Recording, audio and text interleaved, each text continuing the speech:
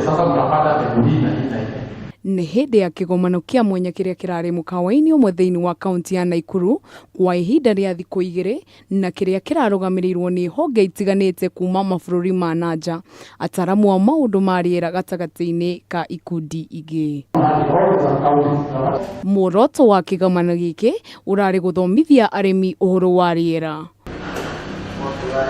Afitha munene wa urathi wa riera kaunti-inĩ ya Naikuru James Gathura oigĩte arĩmi magĩrĩirwo gũikara marĩ na ũmenyo wa rĩera nĩgetha makahota kwĩharĩrĩria na ũrĩmi. The rains will start from the 3rd to 4th week of March this month.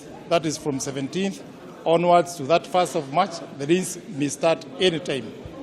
And the amounts we expect are normal, slightly trending to above normal, meaning enhanced rains.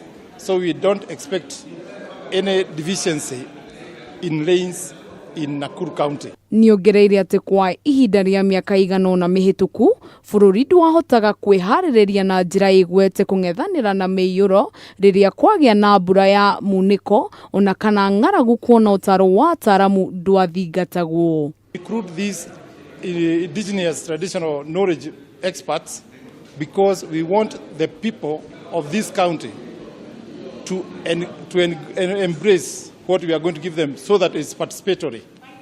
We see whether if the two of them agrees, we go with what we say. If they don't agree, we integrate what we get, then we get our results.